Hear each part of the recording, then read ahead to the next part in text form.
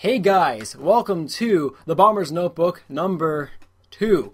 I just held up 3 fingers, meant 2. I don't, those people who count with their thumb, 1, 2, 3, I find that weird personally. Anyway, hi. If you don't know what this is, and you haven't seen the first one, which I uploaded like last year, when my hair was still super long, this is basically a series where I go through and I answer questions, sort of like a mailbag, but they can be about anything. It doesn't have to be Zelda related.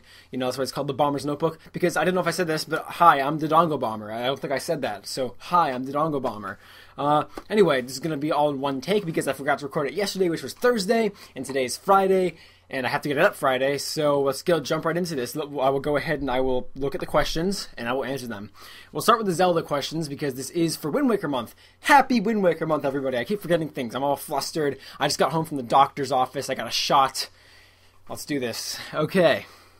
Let's see. This one comes from Spaghetti Ouija, who you may know is the hilarious guy who posts content and stuff on ZeldaEternity.com. And his question is, do you like Zelda? I do like Zelda. No, actually, I hate Zelda. Honestly, I just work at this website because it pays well. It puts bread on the table. It feeds the family. The wife and kids are starving, and I need the money.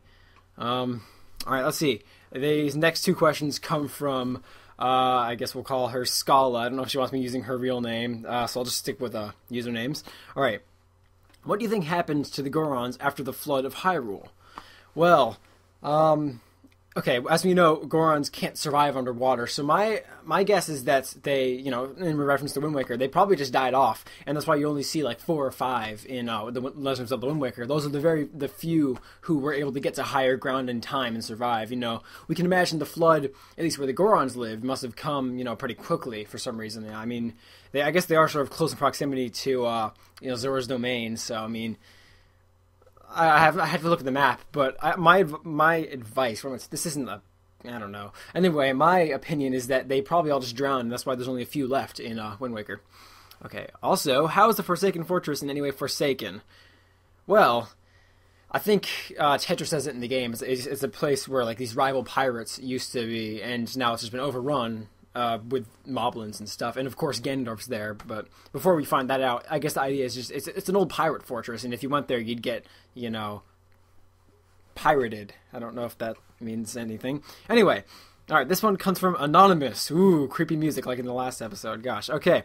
The only sibling Link has had in the Zelda series was Ariel, or Ariel, however you want to say it, in Wind Waker. Would you like to see more family return in future games? Perhaps a brother? Yes, I would love to see, family. I mean, we've had Link's grandma in different games. Actually, that was Wind Waker too. That's a good point. That's a good point that I made myself. Wow. But yeah, I'd love to see, if Link had a brother, that'd be really cool, because you'd have this sibling rivalry, and they could even do something, I just thought of this off the top of my head right now, because I haven't thought about my answers to this. I'm sort of just rambling, but what if his brother became Dark Link? That would be cool. I mean, there's a lot of possibilities with the brother. Having a full family seems a little not Zelda-like, but, if they could make it work, then they make it work, right? All right, this one comes from Nick 2.0, who I guess I should just call Legend of Hyrule. Is that his username? I don't know. I think he's just called Nick on Zelda Eternity. Awesome little 12-year-old guy who writes amazing stuff. Anyway, do you think that Nintendo purposely created a heavy story to go alongside the cel-shaded graphics of the Wind Waker?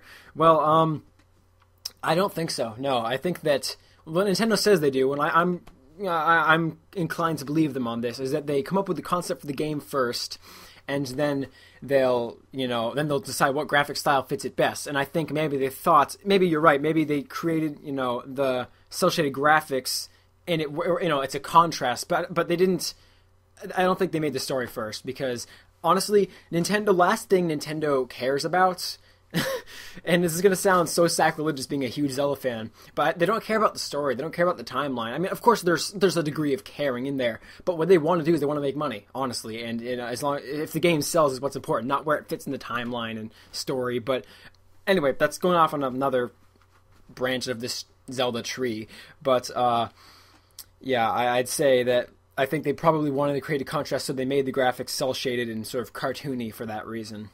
Okay, these next 2 questions come from Shank. First one is, or Guitar Shank, whatever you want to call him. Alright, what is your favorite Wind Waker weapon and why? It's hard for me to say Wind Waker weapon because I talk really fast with my Massachusettsness.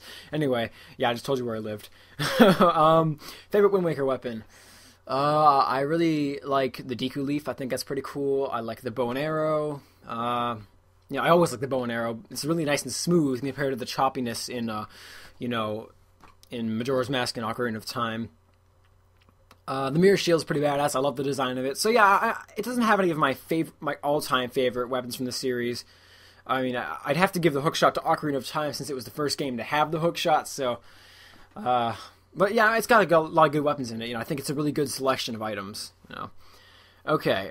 And what's my theory on how and why the Zora evolved into the Rito? Well, excuse me, I have no idea. Honestly, I mean, they swim. The Zora swim, so why would they need to turn into birds? I don't understand. Maybe they found it more efficient than swimming across an entire ocean. I don't know. But I think it would have been cool, actually, in Wind Waker to see some Zoras, underwater. That would have been cool, but I really have no idea why they have them evolve like that. I mean, it's pretty obvious they do, since when you have, what's her face? Medley, the cute, adorable girl whose name begins with the letter M and is 5 letters long, like all the other women in Link's life. Yeah, I love Medley so much. But anyway, she, when she's playing the lyre, and then the Zora comes. So I don't know why exactly. I guess the idea is maybe they found it more, they evolved to fly because it was quicker to get across an ocean than to swim across it, by flying. It's quicker to fly across than to swim across. Sorry, my thoughts are jumbled. Okay, so I'm sorry, that's kind of a half-ass answer there. I really don't know. All right, so this one comes from a personal friend of mine, who I don't know if he's on the forums for ZE, but HummusMan300. All right, if you could become a Zelda villain, which one would you be? If you say Ganondorf, well, then which one? There are quite a few. Zant is my favorite villain in The Legend of Zelda, until he takes off his mask and he's got the bald head. He's like, ah! He screams. That's probably really loud. Okay, it wasn't as loud as I thought. Anyway. Zant. Yeah, I would be...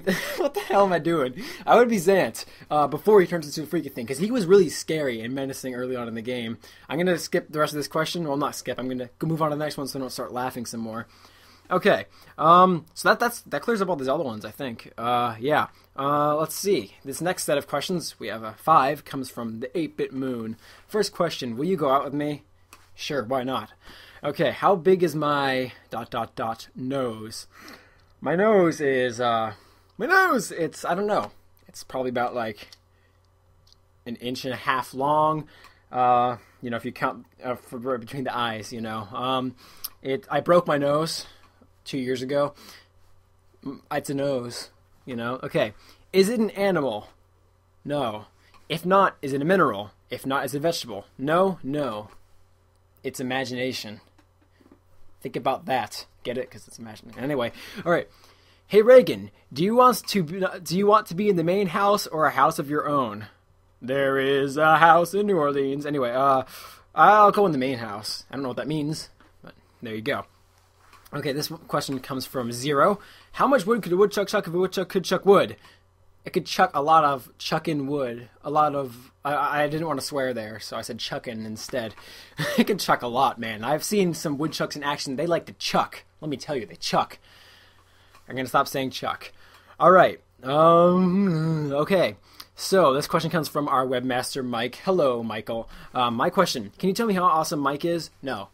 All right, this last question comes from Elias Thompson, or Metroid Master 1914, or Elias the Wagon Fixer. All right, why are you blatantly ripping off the genius of the Elias Thompson show? Skirm told me to do it. When he told me to do the Bomber's Notebook, he said, okay, just, the Elias Thompson show? Yeah, I do. Do that. So I did. It's Skirm's fault. I love you too, Skirm, by the way. And I love you, Elias. So... that wraps up this episode of the Bomber's Notebook, guys. And, well, yeah, I'll see you next week. Please send in questions, Wind Waker related, since this is Wind Waker month, or you can ask questions about me and my personal life if you want, or anything you want in the world. As long as, it's school appropriate. As long as I can answer it, I will answer it here on the Bomber's Notebook. See you guys next time.